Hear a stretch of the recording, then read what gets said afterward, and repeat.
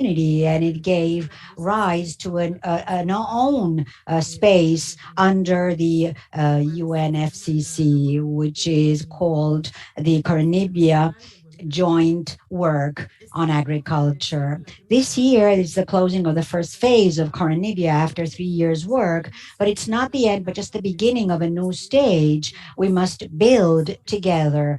That is why, among many other reasons, the importance of this COP26. From ICA, we like to promote participation that is more active and informed in terms of the sector climate changes at different levels. This includes international negotiations, national processes, as well as the development of conclusions at a national level, national plans, sectoral, in terms of adaptation, and those actions that are the mitigation actions in terms of prioritization for funding. So this event is part of a series of actions we have scheduled to strengthen capabilities and also encourage dialogue in the region. We are very happy to have supported the Americas. It's the only region in the world that takes these 6 consensus messages from the region to the summit on food systems. We hope to follow in that direction, looking together to find commonalities in terms of shared issues and lead to better results for our growers, producers through these processes. So today, in this 12th Koronivia webinar, our goal is to make known the current state of the Koronivia joint work on agriculture after these 3 years of implementation. We have the honor of having with us a really wonderful panel. First, Claudia Vallejo, from the Executive Secretariat of the SECAC, followed by Walter Sabel, probably the negotiator, one of the most active negotiators in our region, an expert from Uruguay in several economics, climate change, and other issues. And then we will listen to one of the producers. We have Pilo Giraudo from APRESID in Argentina to land a little bit in terms of the realities of the growers. And finally, we will close with comments by Rodrigo Lima from Brazil. Some logistics, please keep your mics silenced throughout the event. Any comments you may have, you can do so through the chat. We are recording this session and we will be able to share it later on. So without further ado, let me then give the floor to Claudia Vallejos from the CCAC. Thank you so much, Kelly.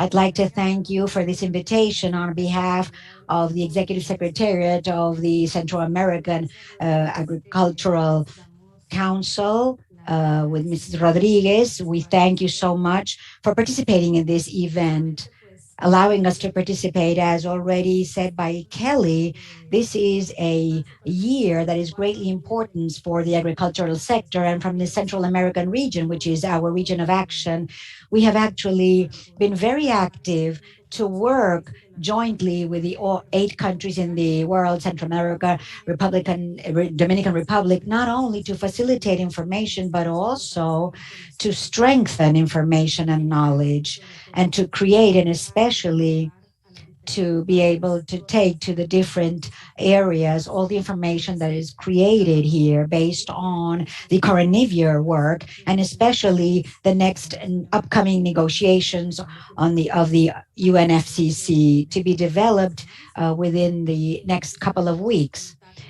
Just to tell you a little bit, that from the agricultural sector, CCAC has been working specifically in being able to strengthen knowledge. We know that this agro sector represents one of the greatest contributors in terms of greenhouse gas effects, but also one of the sectors that have mostly been impacted by climate change in the region.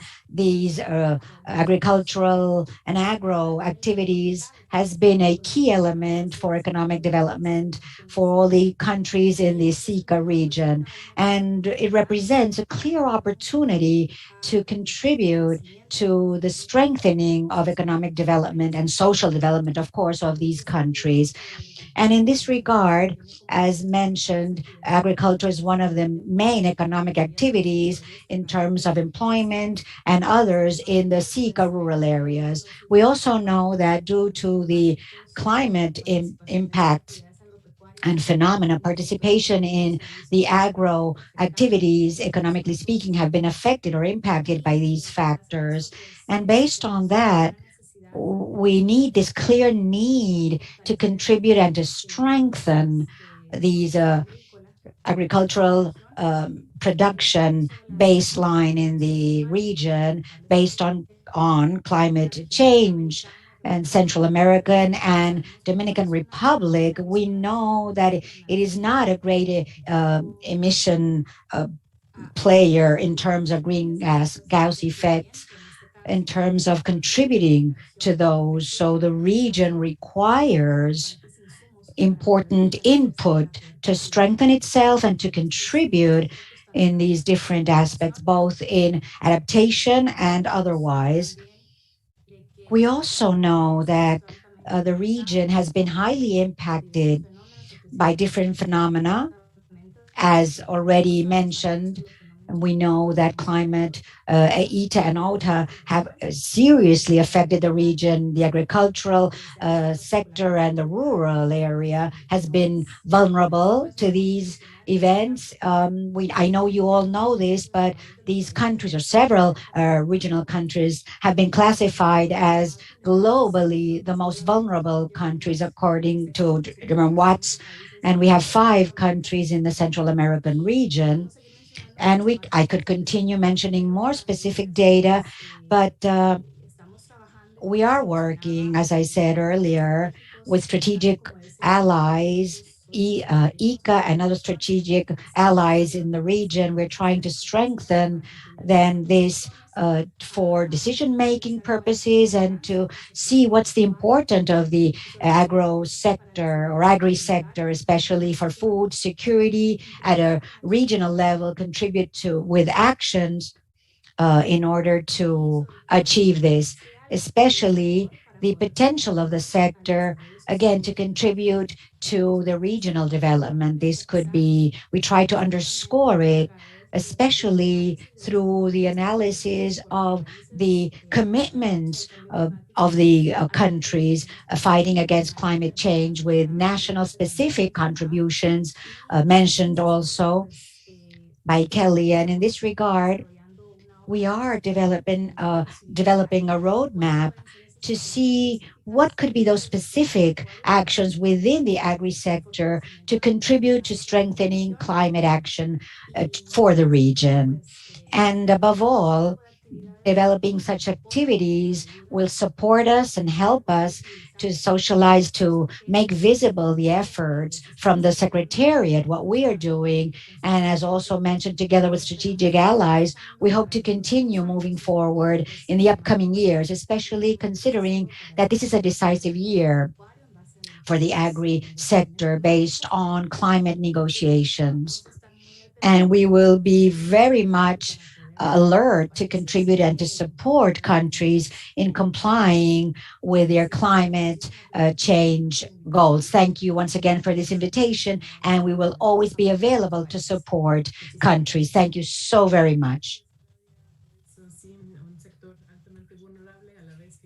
Thank you very much. I know that this is a very vulnerable sector, and I think that SECAC has been very, very strong in helping the region as a whole. I will now give the floor to Walter Oyanzabal.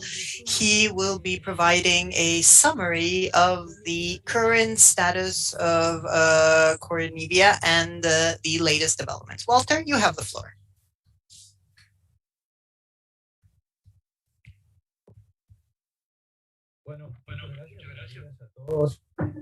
Thank you very much. Good morning to everyone. Thank you, ICA, and to all the organizing entities.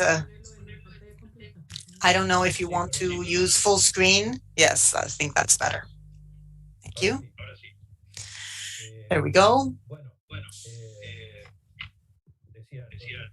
So, as I was saying, In order to fully profit from the time that I was assigned, I will go straight to the point.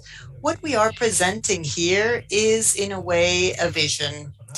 And like with any vision, interpretations are personal and it doesn't necessarily reflect the opinions of other organizing entities. But I will describe the current status and the considerations on the participation of the agricultural sector within the Koronivia Joint Work. I participated in different negotiations since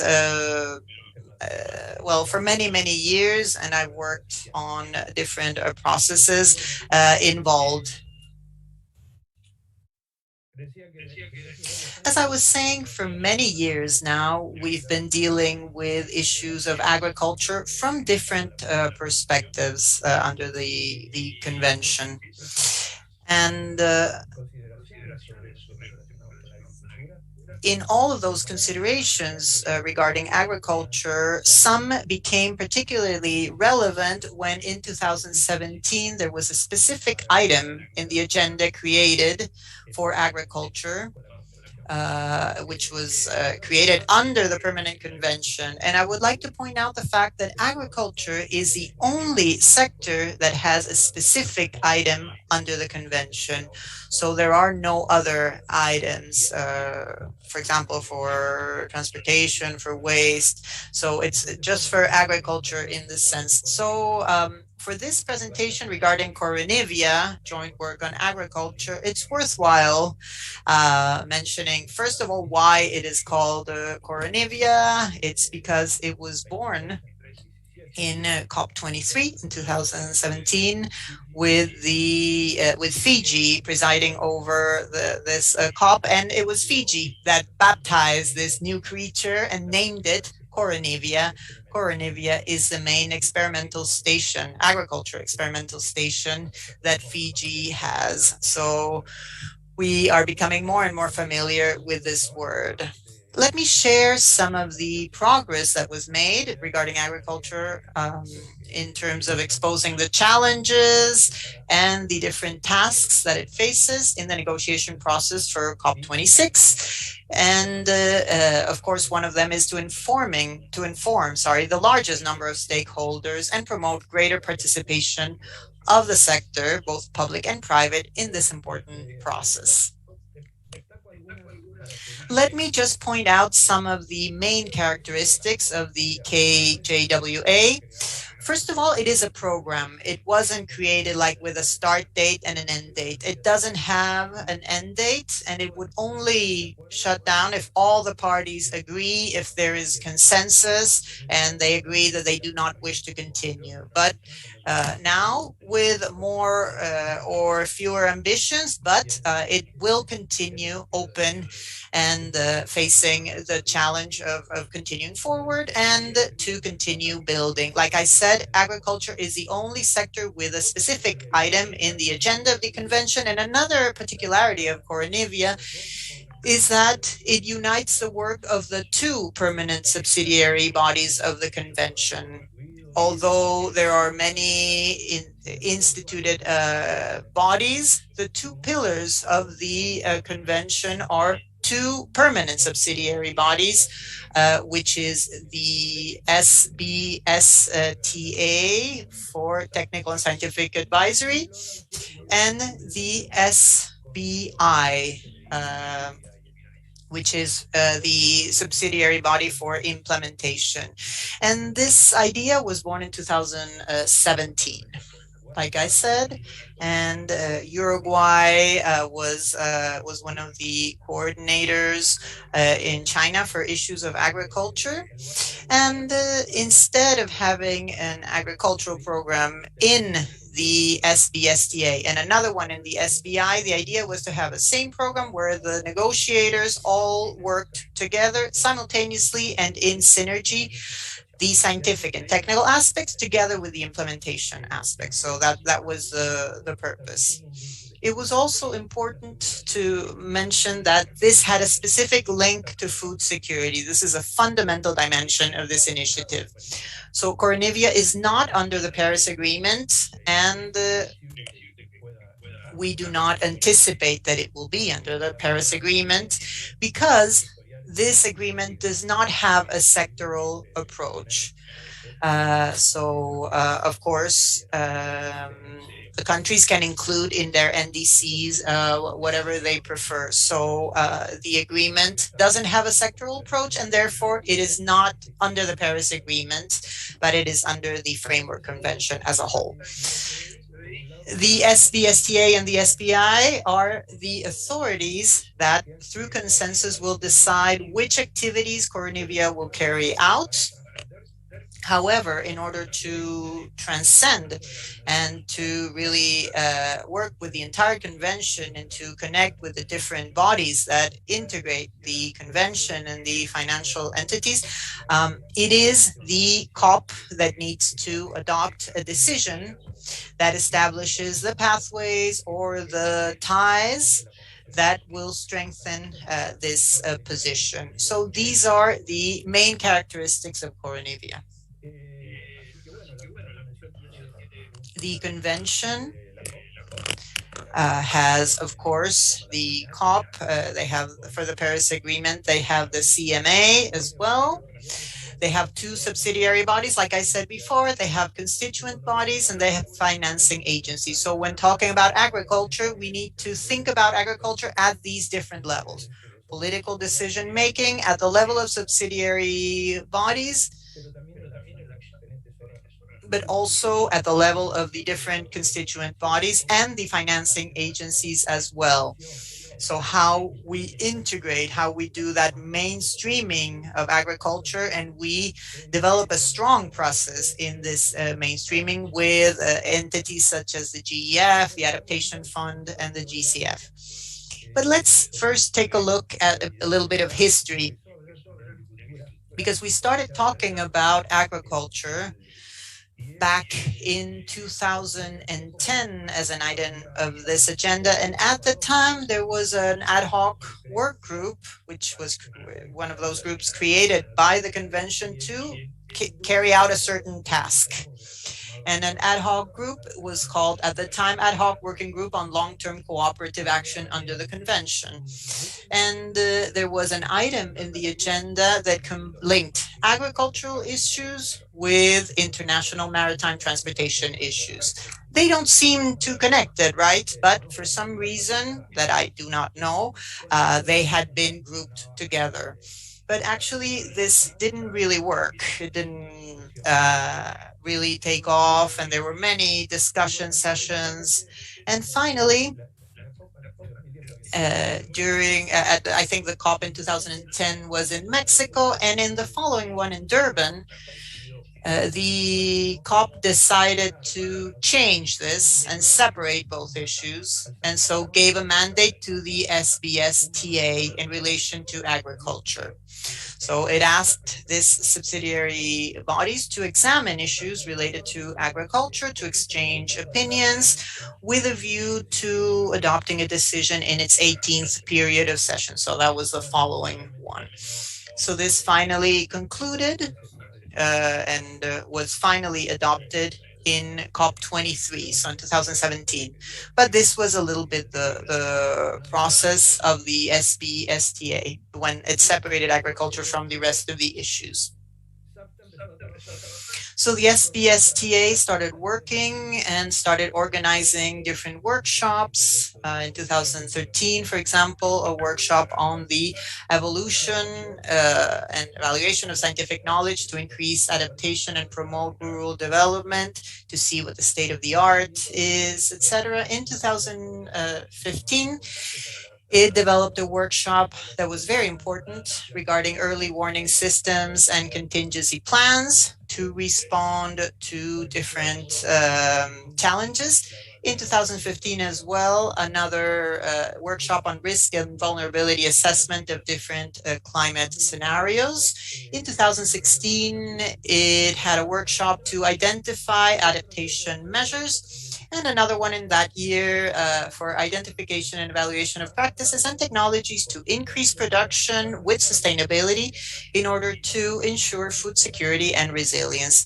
So as you can see, it was like a full package of workshops that already was addressing many important topics regarding agriculture in a context where climate is changing and countries need to really think on how to adapt, how to focus on these challenges, how to address them, and how they can also anticipate problems and respond to them, but also how they can engage in that adaptation process within a context of increasing production, increasing productivity, and with sustainability as well. So this goes really beyond the response to climate change, and it's really a multi-dimensional approach.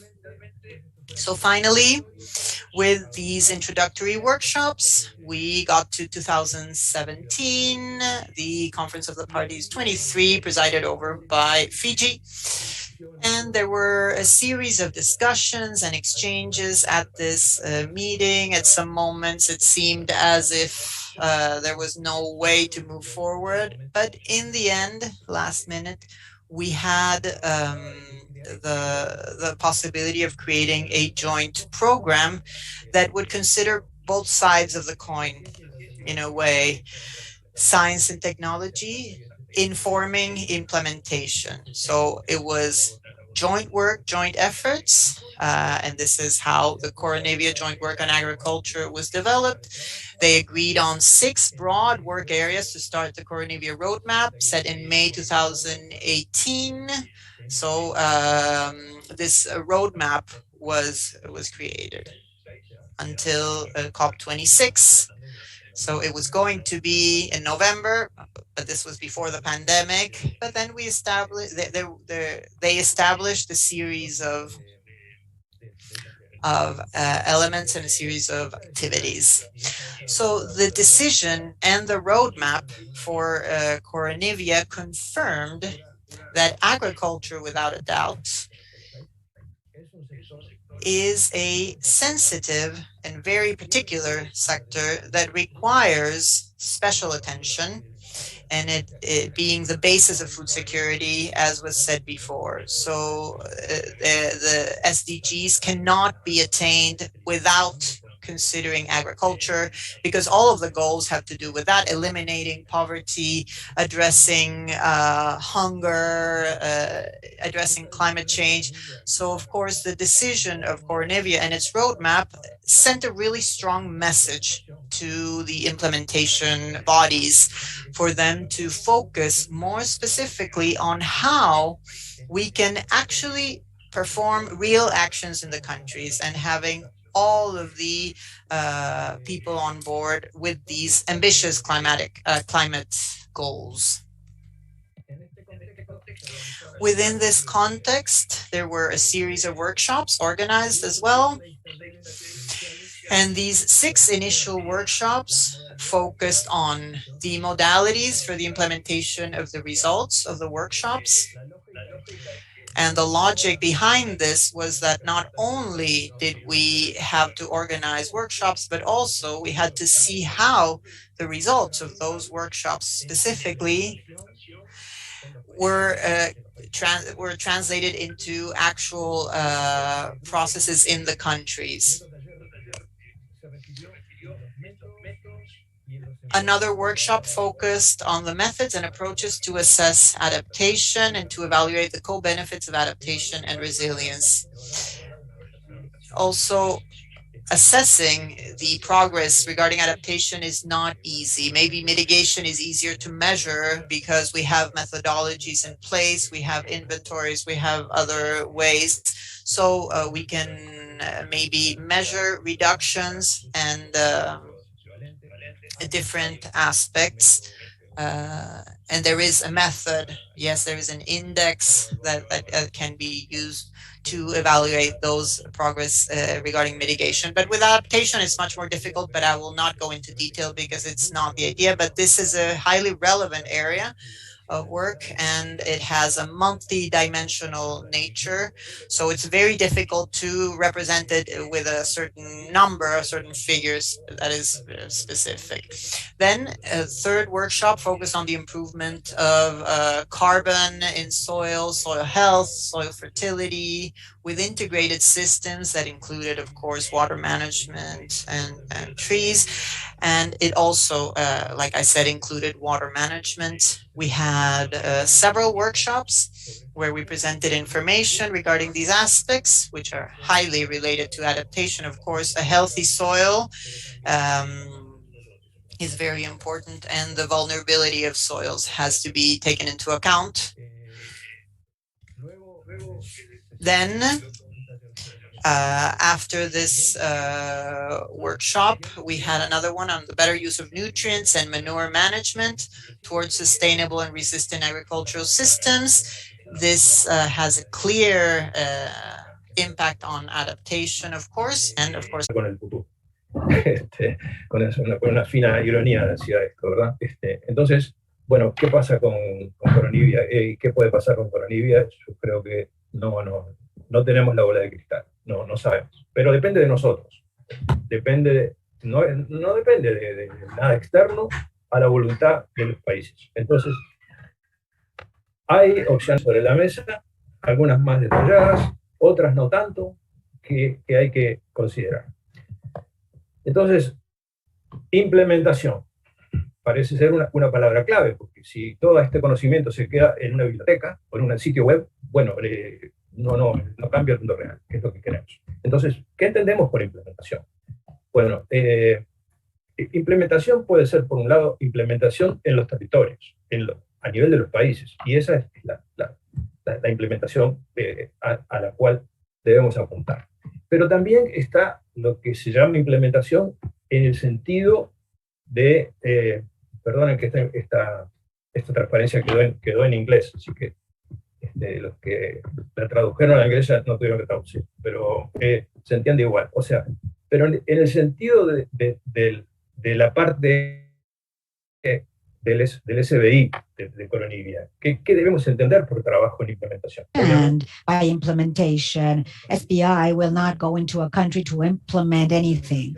And so implementation in according to some countries is what I said earlier. It's to create an enabling environment so that the developing countries may increase their action to adapt to climate change, to obtain co-benefits, and to improve food security. But somebody may ask, but what about mitigation? I mean, mitigation is one of the co-benefits that Koronivia has considered, yes, and one of the notions that the developing countries have precautions about is that whenever there's mitigation, it has to be in synergy with this adaptation. In other words, we cannot think about mitigation without relating it to there should not be a trade-off between food security, resilience, as mentioned earlier, and adaptive capacity. So if you gain in mitigation and lose in adaptation, it's not a good equation or acceptable. So now the conclusion is that Koronivia in and of itself does not implement anything in the countries, but if it does have a favorable environment for implementation, then how can it actually carry it through? The convention has a lot of bodies. As you could see on screen, it has an adaptation committee for all sectors, of course. It also has a Nairobi work program on adaptation for all sectors. It also has a committee. There's also a consultative group of experts on national communications. I mean, there are a lot of bodies that are present, and as we've seen during workshops, because Koronivia and in the workshops, we invited them to present, to submit what it is that they're doing in agriculture and what were the conclusions, any way of defining priorities. So we believe that Koronivia can actually harmonize existing resources in these constituted or bodies, plus additional resources that may come along, and somehow align the work of these constituted bodies and financial institutions based on priorities that these developing countries establish via Koronivia. So this is an asset to put to the service of a more ambitious agriculture regarding climate change challenges.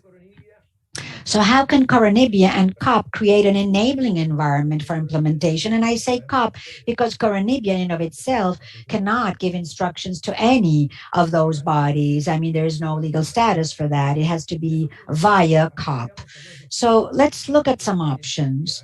Of the several options we've got, these are just a few. It seems like updating the roadmap for the work of SBSTA in Koronibia is a question to be answered. There is need to approach new themes. Do we need to convene more workshops? So we stop with the new workshops and focus on how to create that enabling environment, or we could do both things. We can think about establishing what we may call thematic or theme windows so that the parties, according to their own needs, may apply this. I need, for instance, implementation means for such and such or such and or whatever. Or we can think about how to guide these CBs. It says CBs because it's constituted bodies and financial institutions to provide implementation means together with Koronibia. We can also think, and some countries are thinking in this regard, in creating a new concept, a CB or a group of experts on agriculture interacting maybe with those CBs. We could create maybe it may be important to create a specific window for agriculture in the GCF, just like you have for Red Plus, for yes, Network Plus. Some regions are saying that that would be something interesting.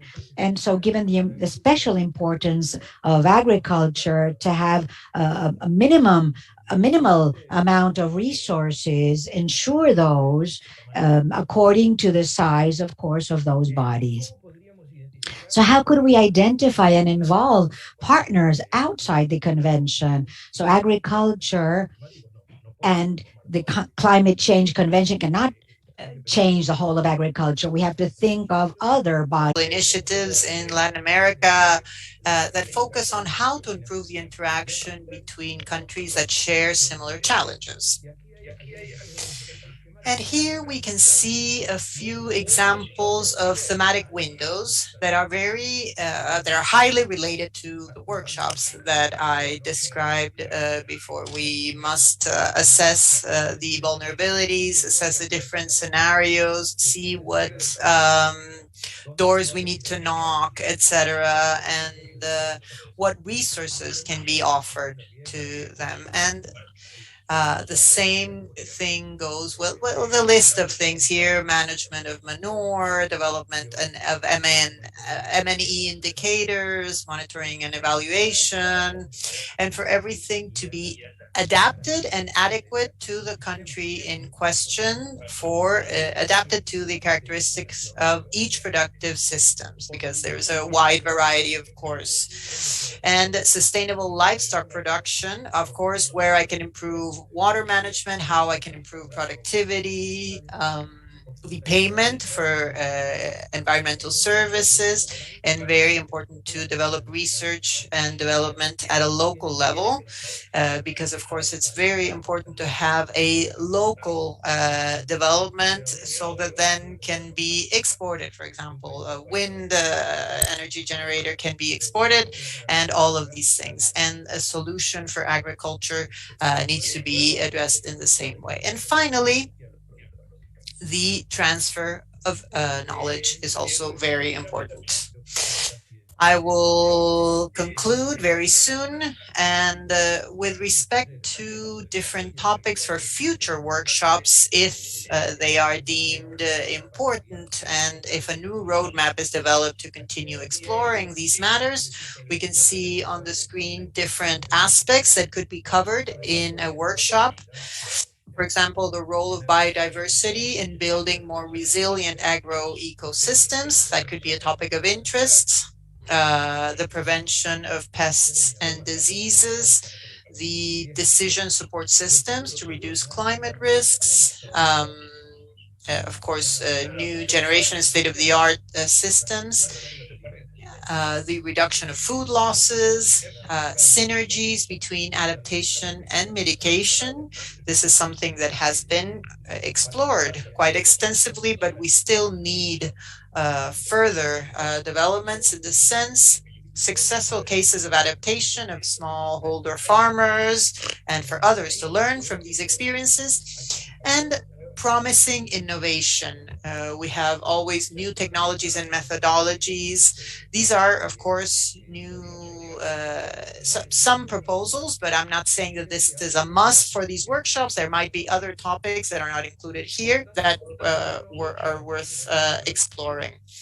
Finally, a very important reminder to build and agree. Yes, we should not have a single vision where we say that everything has to be solved during the COP26. Yes, we hope that during the COP26 we can really take steps forward to continue building this Koronivia Joint Work program, incorporating that component that is missing, which is how are we to create that favorable environment within the Conference of the Parties to further support the countries. There are also other parallel processes going on, informal dialogues for negotiation organized by the FAO. We see one of the meetings that we had where we see most of the most active negotiators in the process. ECLAC has also organized regional dialogues, which are very useful. ICA is also starting to promote regional dialogues, which are already programmed for these upcoming weeks. And ICA has started to distribute invitations to invite the different participants. The only way to build forward is to have conversations, both formal and informal, in the hallways, sometimes in the coffee break or having a beer at a bar, because it's something that really builds trust and allows to find common ground, which is very important. This is our last slide with some links that might be of interest to further explore these issues. Countries, if they wish to express their opinion on the future of agriculture and the future of Koronivia, they can send position papers. They're called submissions in the jargon of the convention. And submissions are a way to define the position of a country, and you can visit these links that appear on the screen, along with other useful resources prepared by the FAO, which are more user friendly, we could say it, or easier to digest if we're to talk more about food and agricultural jargon. But they have prepared a series of documents and information that synthesizes these positions, and they are reflected in a series of documents of the FAO. So those of you who are interested in exploring this a little further and knowing more about Koronivia, we know that it still hasn't gain momentum among producers, but there is a process, and it's very important to share and spread the word. And I think that I'm 6 minutes over my time, and I am at your disposal for questions, comments, etc., and any questions that you may have. Thank you. Thank you very much, Walter. This is very valuable to see this summary of Koronivia and the initiatives that are needed to move forward. These are unique aspects of Koronivia and the specificities, the importance of the sector, the long history of this, and the milestones. This is very encouraging, but also challenging regarding implementation and the way in which we have built Koronivia to have this long-term vision and to have a tangible benefit on producers. This is very important. Let me remind you that you can write your questions on the chat, and we will have a question and answer session at the end. But right now, we would like to hear from Pilo Giraudo. She will be mentioning the perspective of a producer from the countryside, from the agricultural sector, and the work of Apresid. Pilu, go ahead. Hello, everyone. Thank you very much, Eric, Katya, Kelly, and Ika. I would like to congratulate you for the work that you are leading in Latin America and also at a global level. Thank you, Walter, because this summary was pitch perfect about Koronivia. So I think that the need to take this and turn it into action is very important.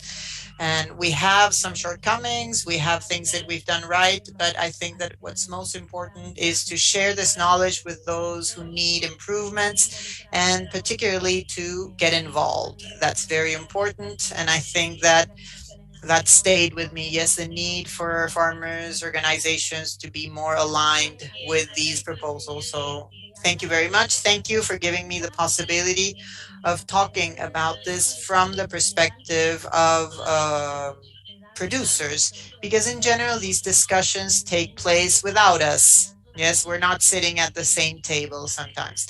And this makes it difficult because decisions are made and are decisions that cannot be materialized. Or on the other hand, they make decisions, but ignoring technologies or tools or experiences that are already underway. And so, as producers, I think that the need to continue responding to and addressing the needs of a world that needs more and also needs better quality with a lower environmental footprint, producing more with less. And we also carry the responsibility of really leaving behind fossil fuels and really moving on towards renewable sources, also being efficient with water, because we know that 3% of fresh water is available on the planet, or less than 3%, and 70% is used on agriculture. So the need to be efficient is essential, and the need to not contaminate is, of course, paramount.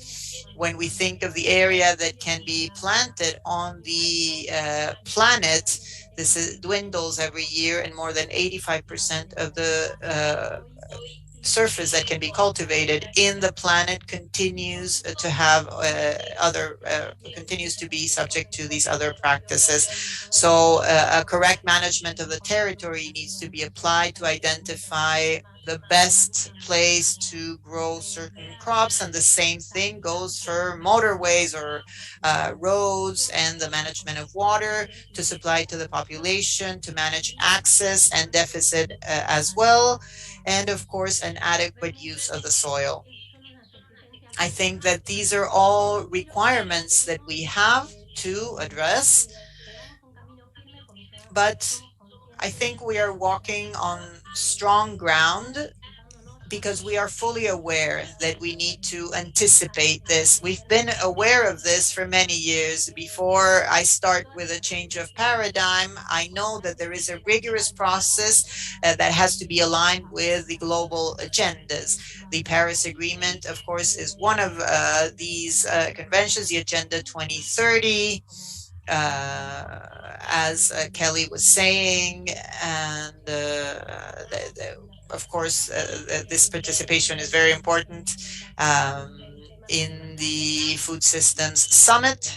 Congratulations for the participation in that summit. And a large part of the challenges and the discussions that are included in these agendas are topics that we've been covering for a while now in Latin America, in the Americas, but also in South America specifically, where we have tried to focus on the issue of till or no till, the change of paradigm with no till farming, which is really a technology and an approach that has really helped us channel our production to have a way of producing that imitates nature. So this is a paradigm of care.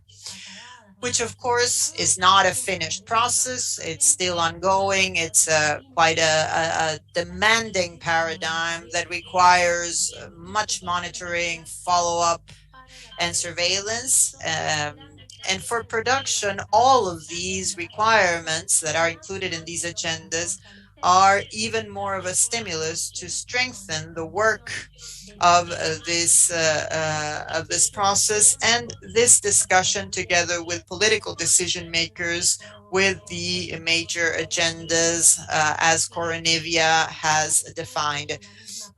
This is in order for us to all be on the same page. And over these more than 30 years or 40 years, more or less, depending on what stage we are in, and also based on the South American experience, we can show that soil erosion improved significantly now, and this improved the use of rainwater.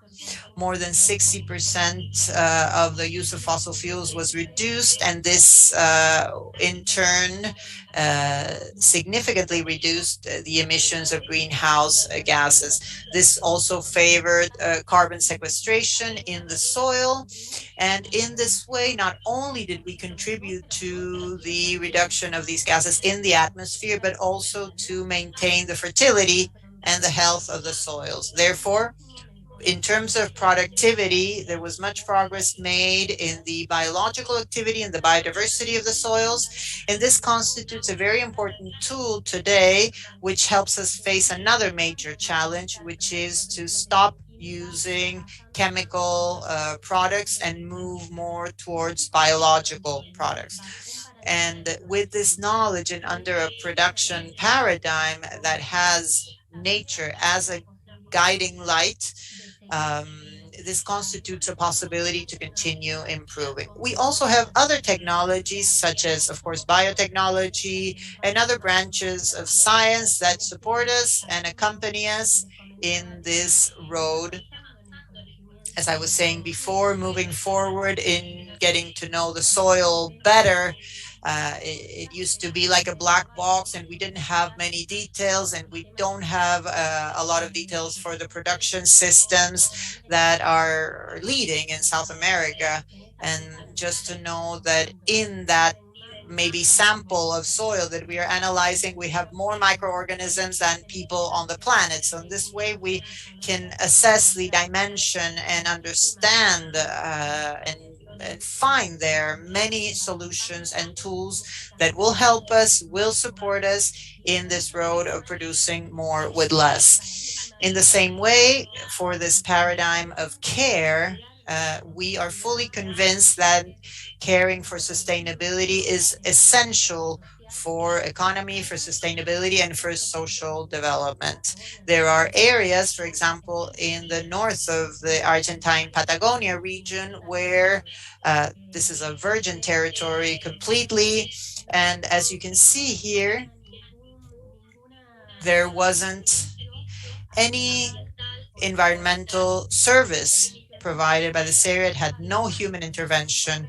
However, with the appropriate intervention and with science supporting production and with the application of the adequate tools for the different processes, we were able to incorporate practices that allow for more productivity while caring for the environment. And also, here you can see this. I included it on purpose because this development was achieved because we used the river of the Rio Negro, which is a river in the north of Patagonia, and that water would be lost in the sea. So we would be actually wasting that fresh water if we didn't intervene in this way. Not to give a specific example, because this applies generally, but just to show how many tools we have available with production, with science, with policies, which will, of course, support us throughout the way. This road ahead requires adaptation and validated scientific processes, and we need the support for adoption. Yes, because we need to fully leverage scientific and technological progress, all while providing a response to the very real demands of humanity. For example, um, uh, not too many years ago, we thought that by leaving the soil just resting there during a part of the year, sometimes maybe more than a year, we thought that was the best way to preserve it and to care for the environment. Now we know that the more we intensify the use of that soil, the greater the possibilities of striking a balance within our environment to keep a productive environment. And we also know that the integration of the different systems are a great possibility and a major tool for continuous improvement. We will for sure defend the livestock production, and we were able to defend livestock production in the pre-summit, the food systems pre-summit. And we have vast experience regarding scientific validation of how the production systems that were used in the Southern Cone and in many other areas also create a biogenic circle of transformation of gases where, far from this being a problem for the planet, they become another possible and available tool. So it is a set of tools that are in constant evolution, and we need a lot of knowledge and we need strong work, participatory networks, because this is no longer about just good practices or legislations or valid regulations, but it is also about making sure that everything that we produce and everything that has to do with the biomass can be derived and can be transformed into many other products. The famous circular agriculture, circular economy, all of this is an attempt to transform all of the products, reduce to a minimum the waste that they produce, and not just focusing on producing food for humans or for animals, but also products for human health, biomaterials of construction. And in this way, many alternatives are created that require a matrix, pluri-institutional, with public-private partnerships and with very strong systems. Let me give you an example. Many countries have different situations, and we can see them here with different levels of development and the different schemes that guarantee scientific and technological innovation with widespread reach throughout the territory. You can see here the map of Argentina, and guaranteeing safety, of course, and health in line with global commitments. Argentina, for example, this is carried out by SENASA. Well, this is, I would quickly like to go through this different technology, technologies that accompany us to manage specific sites, to produce more with less, to be more strategic, to avoid waste and the use of technologies that are not appropriate, massively speaking. And precisely this is these tools are very important indeed, so as not to pressure nature further, adopting massive systems or of massive technologies. Also, we have spectacular technologies for technology transfer. I'd love to specifically talk about this on a side, because every time we speak about all this scientific and technological deployment, we think about middle and a large scale, but we have all the possibilities. So this technology adoption be used, we use democratize the use of such technology to reach all scales. And what's important is to adapt it to each situation, specific situations. I also wanted to go through traceability, road and certifications in this world that is more and more demanding. And with COVID, also become strengthened. Of course, I have to talk about the need to communicate, to integrate with the society as a whole. Unfortunately, there's a lot of mobilization, globally speaking, well, whether they're anti-science or they decide they're intersections and otherwise, sometimes they're fads, but sometimes it's lack of knowledge. So we have to think about it, each one of us, the role, the important role we do have in communicating, in participating in different ways and means to achieve, then to shorten the distance, because many times these movements are so massive that they include in public policy designs, they're included there. Unfortunately, when they have a lack of knowledge or scientific support for basic humanity needs, we all lose. I mean, the whole planet. So each one of us must find the role in order to be part of the solution of this great problem. I love to show this map, not to create any confrontation, of course, but basically to assert that agriculture is part of the solution, that the truth is that we should become convinced of working in that direction, because we have great tools now available that of course could be improvable, of course they could be corrected, but today we have them available. And as said at the very beginning, over 85% of the world does not apply it, either because they don't know about it, they don't have the tools, they have restraints, or they decided not to. But on the other hand, it's not applicable. They don't apply it, but they're concerned about the problems that such agricultural technology may be part of the solution. This map is even more impacting if we examine it during the pandemic. During the pandemic, I could say that agriculture was the only activity that did not stop. I mean, all the environmental indices improved. This is not to say that it's all resolved, no, but yes, to persuade ourselves that we have a lot of tools available to be applied, and then to continue growing and improving.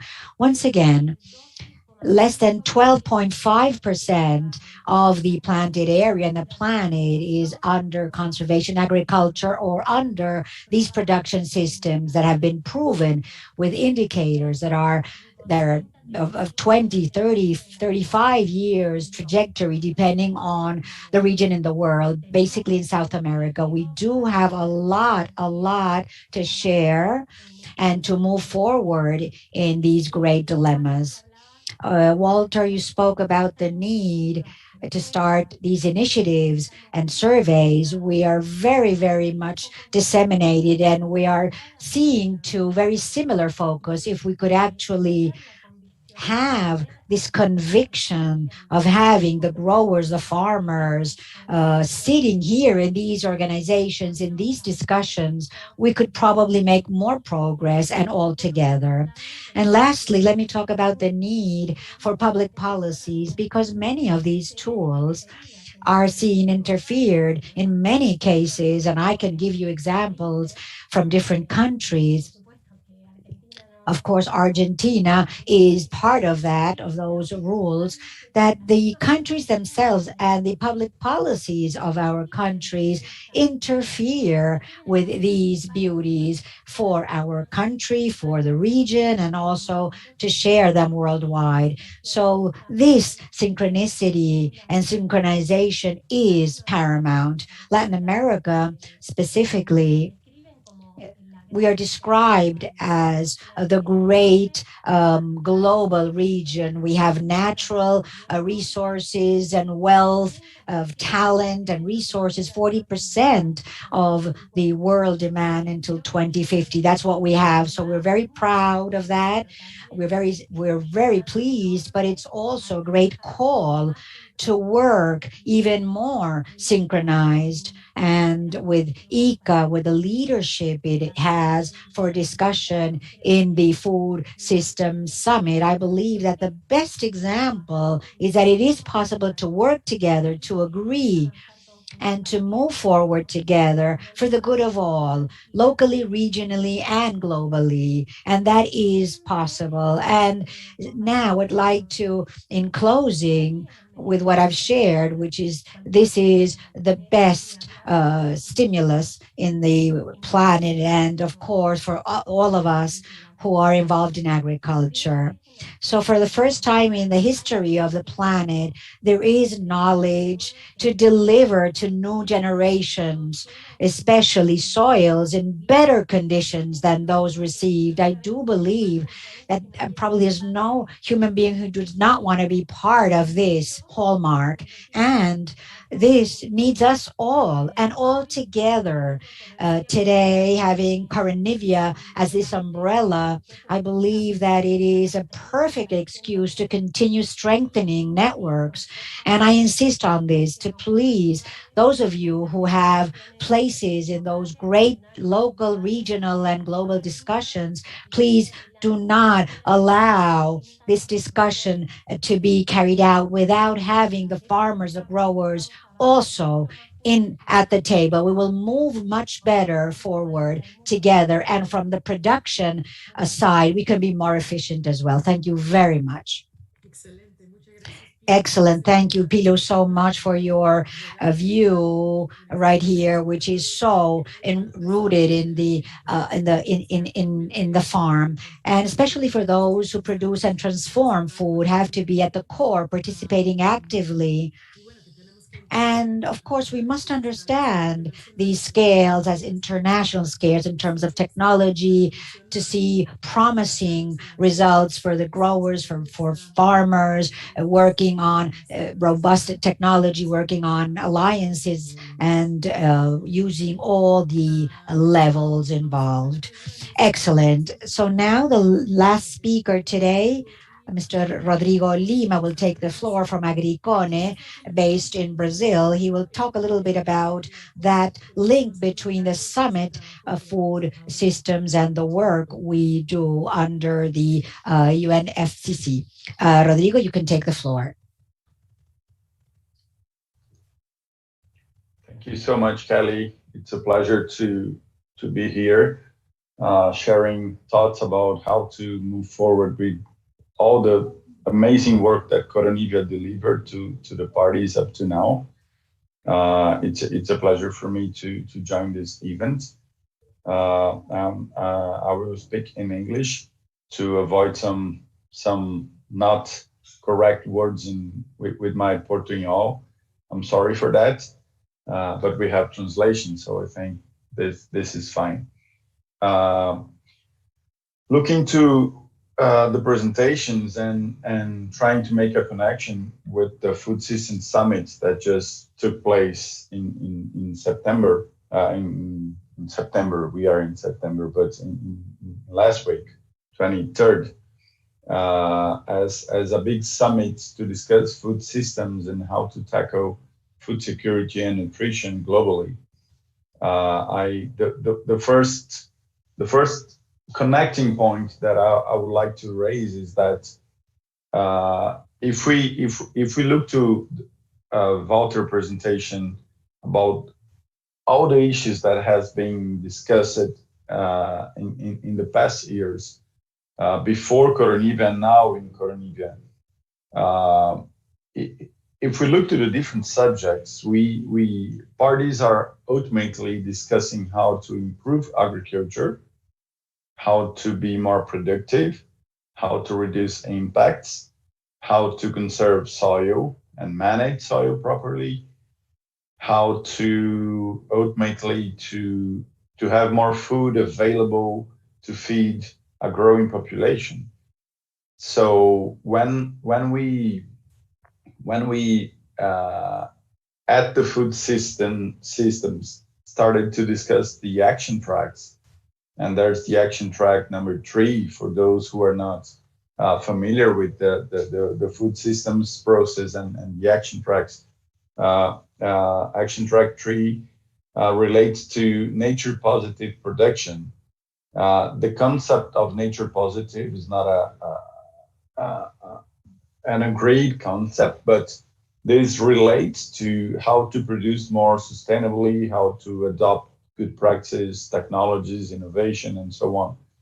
So when at the Food Systems Summit, we are discussing how to do this, we need to look to climate change. We need to look to the impacts of climate change. We need to look to droughts and changes in rainfall patterns and the appearance of pests and several impacts different agricultural systems everywhere in the world can suffer, to be able to tackle the problems, to solve the problems, to be able to be prepared to face the problems. And this brings a bunch of possible indicators that connects to adaptation, to be able to really produce food and then transport and manage and all the trade, the logistics, to be able to get to another action track at the food systems, that is the availability of food, enough food, safe food for all. And all, I mean almost 10 billion people that the world will probably be in 2050. Then to connect to the other action track, that is how to action track two, actually, to deal with responsible consumption and production and sustainable and healthier lifestyles about eating and so on. So there's no and then to connect with the other action track, that is action track 5, that is how to manage stresses and impacts and vulnerabilities from every link in a system, in a food system, that is from the producer up to the fork, the table of everyone. When we are finally eating something that is prepared, that is safe, that was produced, and so on. So during the food systems process and the national dialogues that took place, and the press summit in the end of July, if I'm not mistaken, the interlinkages of climate change and agriculture became very, very tangible, with a lot of countries stressing the need to improve and to continue creating solutions to promote agriculture in a sustainable manner, for then being able to get to the other links of the food systems, up to the fork, up to feeding people more healthier and sustainable, and the connection of food systems, climate change, and agriculture became something extremely evident for basically all of the countries discussing at the Food System Summits. The question is how each country understands this relation in terms of what must be done to address this. In other words, how to promote agriculture within the climate change scenario, facing adaptation, facing the need to reduce emissions, facing the debates about meat consumption, for instance, because meat and emissions and so on. So you simply stop eating meat, or you produce more efficiently, because not everyone eats meat in the same manner. Not everyone has access to eat meat or animal protein, to be more general. So the differences is how each country addresses those challenges. If we all agree that we need to adapt to be able to continue producing and then deliver what is at stake at the Food System Summit, that is food security for all. The recent FAO report about food security and nutrition from last year, it's horrifying, because FAO is presenting figures that we are almost getting to 1 billion people starving again, which is it's not 1 billion, but it's 820 something million people, we are lagging behind the possibility to meet SDG 2, because the numbers are growing instead of reducing. So in my perspective, and we now get the we pass through the summit. There's a lot of things, a lot of commitments achieved, a lot of commitments achieved, and a very strong message from the Mr. Guterres as a statement of action on the UN Food System Summit, starting from inclusive and transformative food systems nourish progress to achieve zero hunger. And to do that, we will need to come back to Koronivia and come back to the final slides that Walter presented, and Pilu also brought a lot of examples of how to tackle different aspects of the system, of the food systems, from the farm to the fork, to be able to manage and build what means adaptation for a country like Uruguay, what means adaptation for a small island that has a totally different style of food production, types or systems of food production, compared to a big country like Brazil, and I am from Brazil. So how to manage this and really get to improve results from the perspective of safeguarding and ensuring food system and nutrition for all.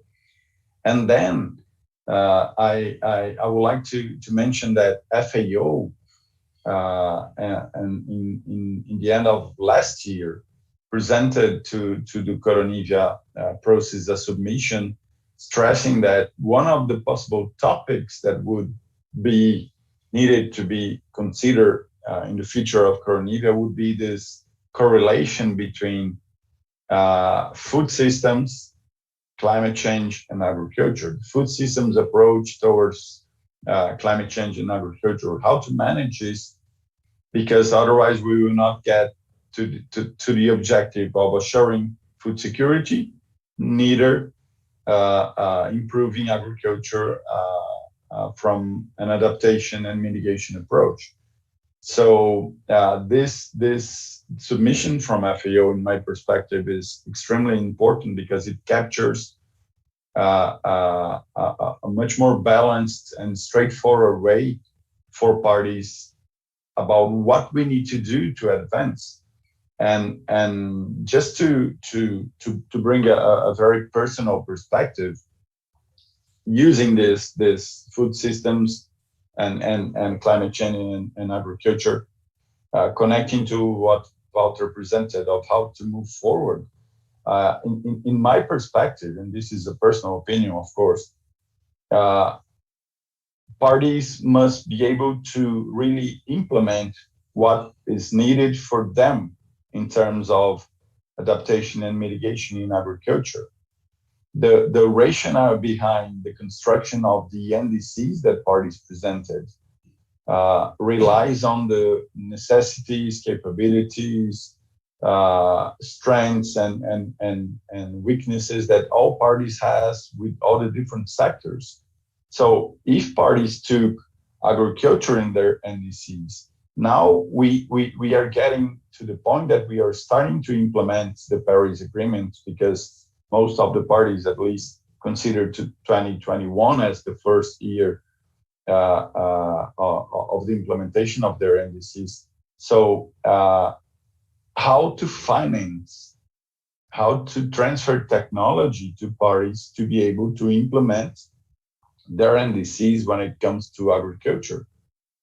Uh, if this is not a way forward, what's the point about asking parties to bring their actions to nationally determined contributions that are binding instruments, considering the whole design of the Paris Agreement, if developing countries will not receive support to implement the actions? So, in my perspective, Koronivia must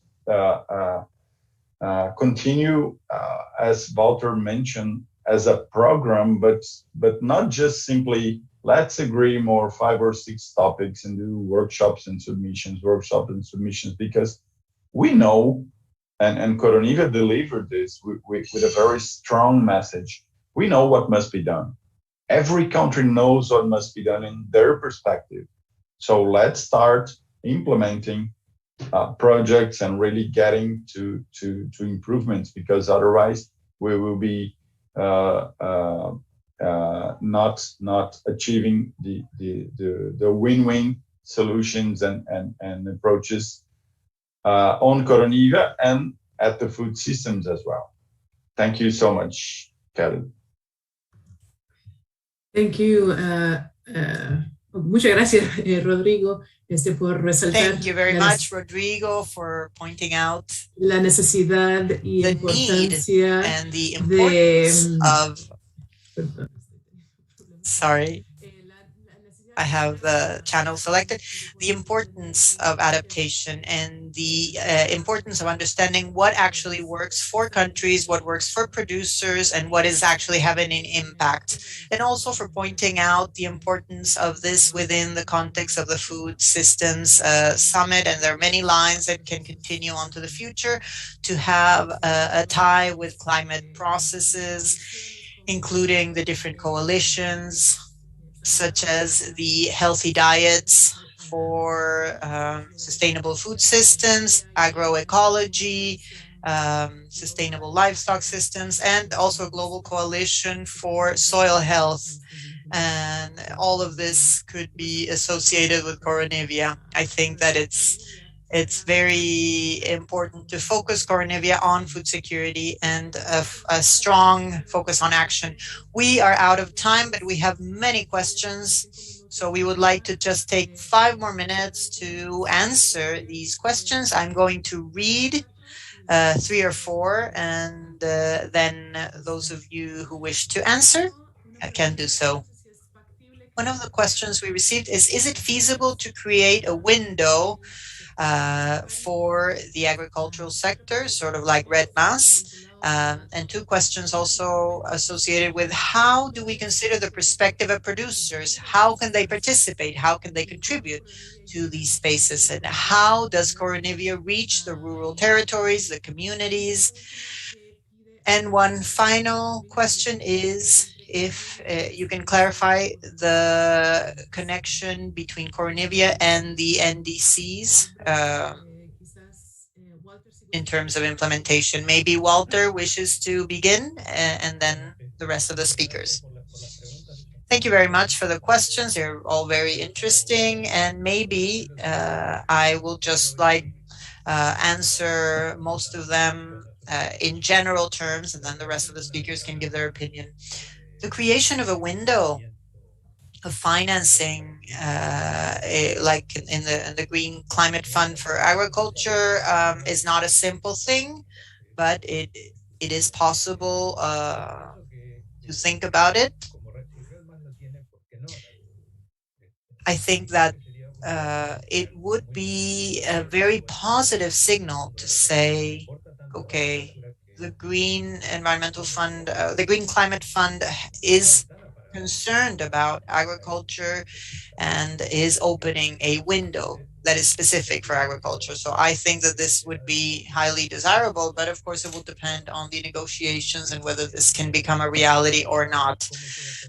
Regarding how Koronivia can reach the rural territories, well, it cannot reach them directly, but what it can do is create an environment that is favorable for the countries to resort to the implementation means that they need. And when we talk about implementation means in the language of the convention, we mean technology transfer, we mean capacity building, we mean financing, and all of this allows us to implement actions in the countries and building alliances between the sectors and with synergies between the public and the private sectors. Regarding the connection between Koronivia and the NDCs, there is no direct link actually, because they are not in the Paris Agreement, they are within the convention, but of course the countries can include the actions of adaptation and the mitigation actions that they consider relevant in their NDCs.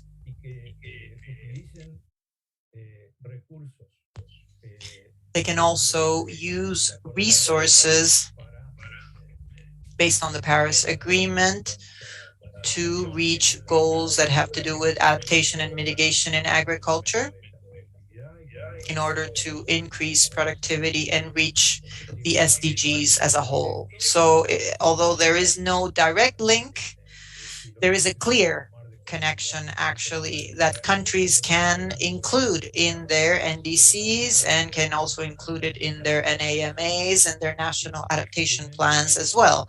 So the instruments that where the climate actions of the countries are, of course, within the Paris Agreement and within other instruments outside the agreement, but I think this connection is very clear even though it is not direct, and I think this could have a very positive impact actually, both for the goals of the Paris Agreement and other goals as well that are more general within the convention. I don't know if I left something out, but if not, I leave my fellow speakers to share their thoughts. Thanks. Thank you very much, Walter. Rodrigo, would you like to add something? Yes, thanks, Kelly. I agree with Walter.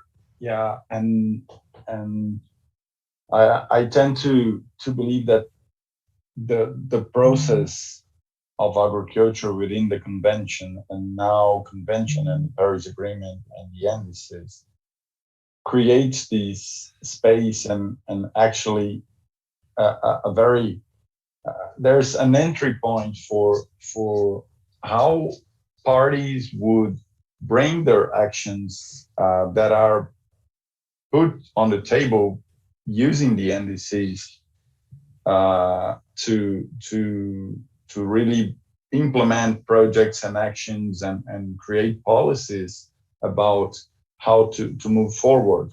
I will use the example of Brazil. Brazil is tomorrow, it's the final public consultation day, the deadline for the public consultation of the next phase of the low carbon agricultural plan that now it will be called ABC Plus, because it's based on mitigation and on adaptation. And this is the Brazilian strategy when it comes to agriculture at the UNFCCC. So this is the Brazilian strategy when we are discussing on Koronivia. And ultimately, Brazil, the Ministry of Agriculture or Embrapa or a state using the ABC Plus as a policy could create projects and try to get GCF funds or adaptation funds resources to implement projects. Ultimately, right? If in my perspective, the convention and the Paris Agreement really wants parties to advance those actions, we need to get to different actions away from energy, the energy sector and the LULUCF sector, the land use sector, because funding at the convention must be narrowed to all parties' needs and interests, because this is the rationale of the NDCs, the INDCs before Paris, now the NDCs. So I really believe that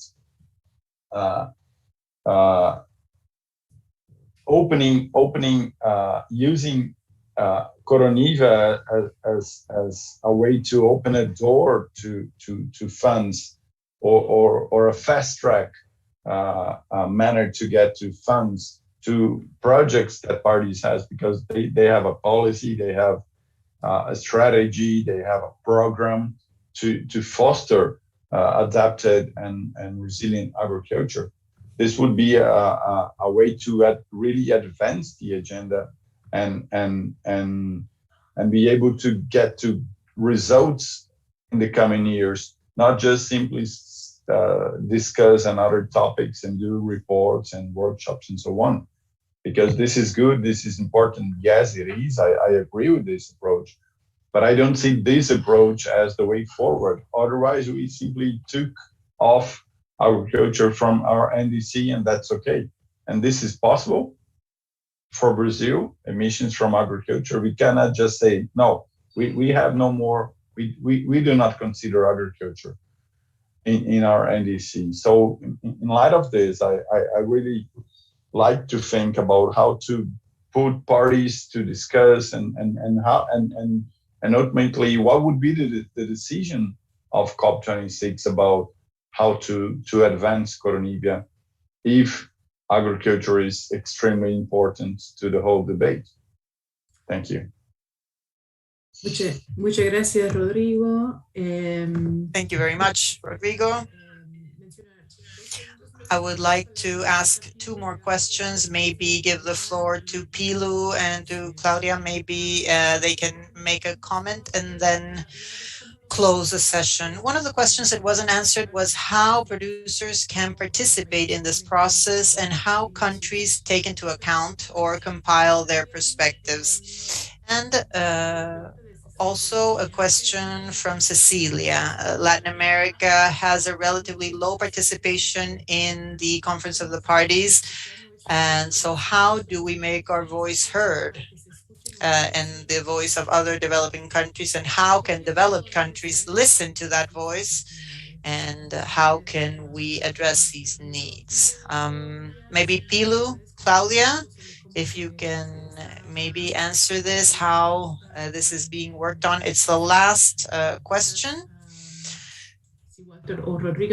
Or maybe Walter and Rodrigo then can make a final comment to close the session. Pilu, go ahead.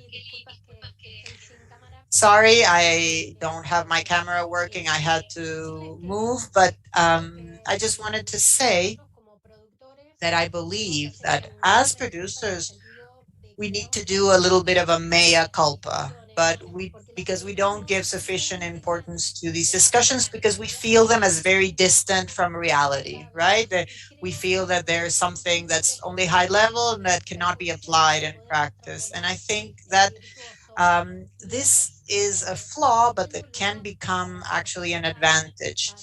If we really find the space to become involved and to really transfer the needs that we identified, and of course also the shortcomings and the achievements, mention this, but also have sufficient space to address them. Maybe in this way we could have more awareness of what these spaces mean and how decision makers maybe and negotiators and policymakers would also find more tools that are real life, yes, that we can provide them with. And I think that we would all benefit from such a process because this would be a transmission of the actual needs that arise from the analysis of reality. I think this would be something positive to work towards. Thank you very much, Pilu. Claudia?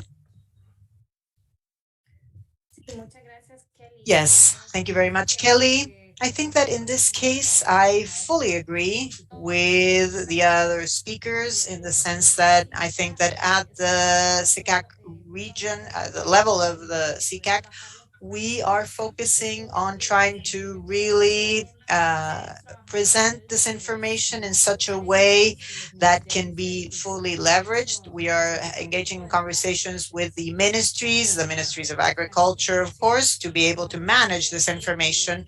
But also we try to work more locally, as was mentioned before, We try to work using platforms or what we call agro-climatic technical working groups, and we have them in most of the countries of the region of our secretariat. And we know that in 5 countries at least of our organization, there are these working groups. And I think that these discussion forums are very important. They need to be strengthened because it's the access of information that is at stake there, because that information in those spaces can be interpreted, can be analyzed, and based on this, they can fully understand the key aspects and what their participation involves, what the future conditions mean in terms of their work, and above all, what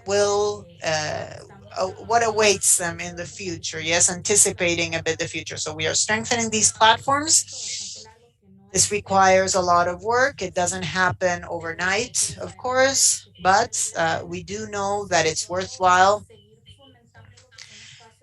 And especially, we need to continue promoting discussion forums such as this one, for example. I think that we need to fully leverage the pandemic now, the situation that the pandemic has brought about, because it also has allowed us to have these virtual discussions, and these virtual discussions ensures higher participation without a doubt. I know it is difficult because there's also the problem of digital access of connectivity, of course, but this can be something that could make things easier, to convey information and to access this information in real time. And so I think that really this is one of the major challenges that we have ahead of us, which is facilitating that information not only virtually, but also to be able to share this in real time, to allow producers, who are the ones who actually have to deal with these things on a daily basis, to ensure that they can improve, and for them to access technologies, good practices, and knowledge, as well as focus on sustainable development. Thank you very much, Kelly. Fantástico, muchas gracias, Claudia. Bueno, tenemos un Great. comentario. Thank you, Claudia. We have a comment here from Costa Rica saying that for the farming sector in Costa Rica, through the Agriculture and Livestock Ministry, it's a great opportunity to strengthen in official integration of key actors in the institutional coordination in that area. It's clear to know that this guided public policy with a clear north makes technical issues or guidelines to align even more with actions we do together with farmers, with sustainable development, where the response given the climate change has generated evidence of productive changes step by step, and therefore support public policy and climate commitments where Koronivia is a great ally, and also different types of soil, agriculture, and water, and how this relationship of public and private is great to work with the farmers. Thank you, Carla, for sharing your point of view from Costa Rica. And Rodrigo, last conclusion, and then Walter. Thanks, Kelly. Very brief. Just let me change the language here. Sorry. The UNFCCC it's a usual place for environmental ministers and other environmental agencies for countries. Agriculture staff and people not necessarily follows the UNFCCC as at least from some years ago from up to now, and the stakeholders from a private and civil society perspective as well. Agriculture started to think and to pay attention to the big picture of the UNFCCC just for some years ago, and this is if you talk to people from governments, usually some of them might think that this is not with me, this is with the other minister, so I don't follow, I'm not involved in this. And this is not true, considering the whole information, the whole package of knowledge Koronivia delivered. We are there as different agriculture people working with governments and the private sector. I completely understand this need to find a door to getting into the room and trying to understand what is that. But if we assume that parties took NDCs with agriculture in the NDCs, and there's the adaptation, there's technology, there's how to be financed to do projects and so on, we are totally there. So it's not easy, yes, because the process it's huge. It's a big elephant at the end. But no matter what, we need to move on, and we have Koronivia to do that. Then we have the finance, we have the technology, the CTCN work and other projects being developed. I tend to believe that even more in the coming years, we will have projects financing and supporting agricultural resilience and including mitigation. So it's a process, yes, it is. It's complex, yes, it is. But we are there if we want or not. So and this is one of the reasons why events like that IICA and the whole work IICA do with this agenda, it's extremely important for its members. Thanks, Kelly. Muchas gracias, Rodrigo. Thank you, Rodrigo. Now, Walter, thank you, Kelly. Yes, and I agree with everything said by Rodrigo. And I would also underscore the following. First, participating in the agenda of those negotiations has not been that easy. I mean, the farmers and farmers organizations have this opportunity of participating in building the process in terms of their own countries and their positions, and to give more relevance in these agendas of farmers organizations when they speak to governments, for instance, to include further up all these issues, let's say, in the agenda. That means training, that also means understanding what all this is about. And I believe it's very important for farmers and organizations propose to the government what it is that they need, the producers' communities and so on, to improve their adaptation, maybe to have a better insertion in terms of their exports products, etc.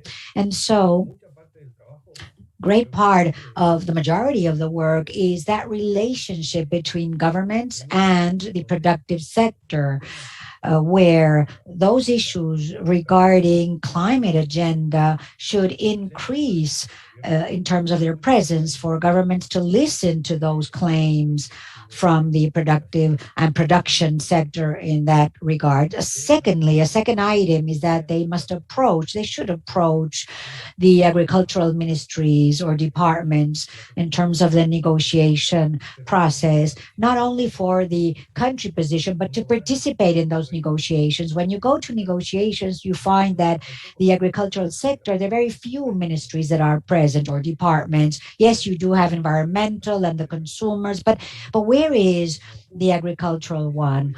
It is in some countries they see it as an environmental topic or issue. It is, of course, but there are other issues as well.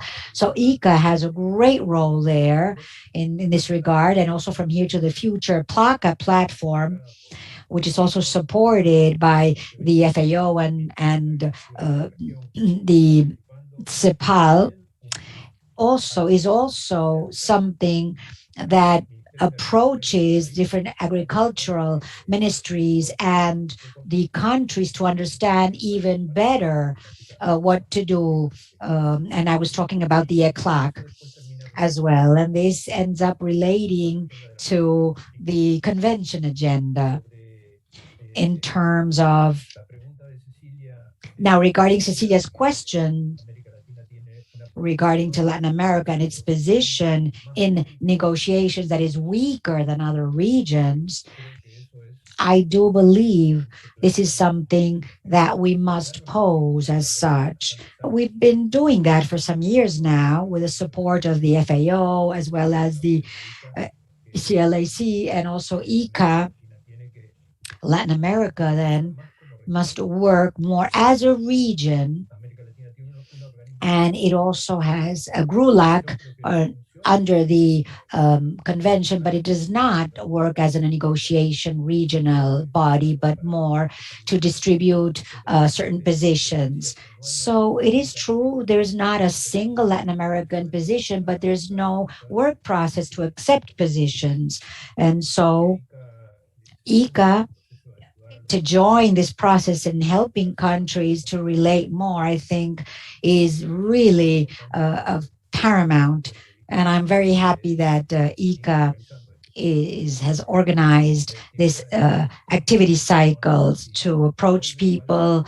And today is remotely, which is important, of course. But once the COVID is behind us, we with face-to-face or in-person activities, because it's so important to know the relationship between people are also key. Networking, so people are the ones who go to negotiations with a little a tag that says the country name, right, with that label, but it's people.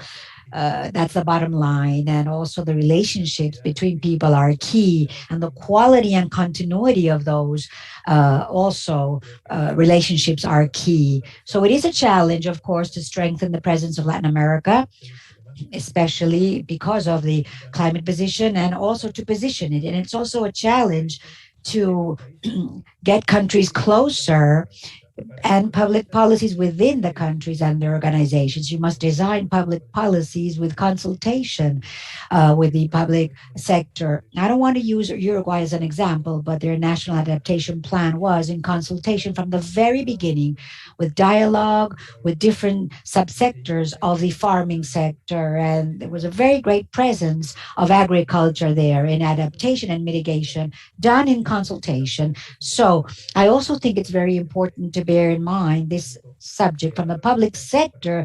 They must open up spaces for participation, train people, inform people, and also have those spokespersons, because otherwise it's not just spontaneous. It doesn't happen spontaneously. You just have to create it.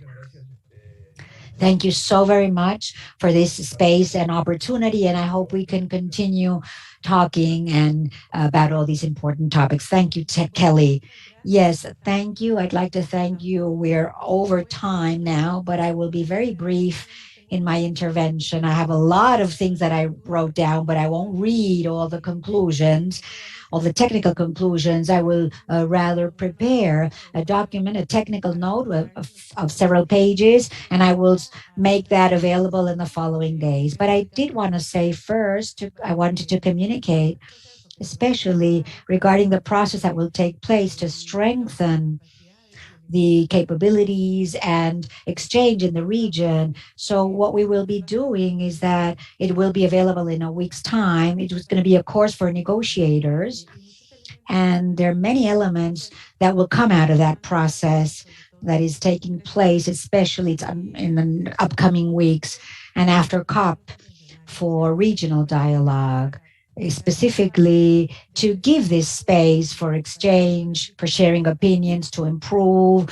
our learning mode, tapping into experiences of some countries. Many of you will also be in that process and course. We will have a web seminar in November to say how we did with this process, what countries say, what the negotiators say, what proposals come up, and support the work, regionally speaking, because there are other events like that of the FAO, which is more global in nature, and we want the region to have more possibilities to participate with proposals and with ideas that are in consensus. So I'd like to thank, of course, all of you who are with us today, who joined in this Zoom connection, and those who joined us in the social media, our presenters, the support organizations like SECAC, APRESID, Agroicone, USDA, and so many others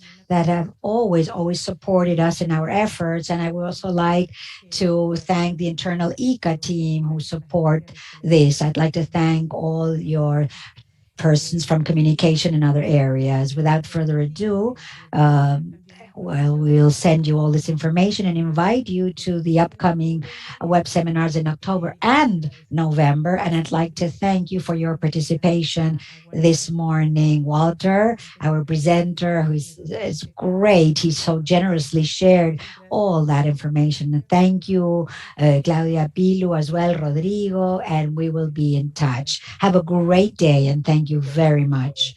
Thank you. Thank you all. Thank you. It's been a pleasure. Thank you. Goodbye, everybody. See you next time around.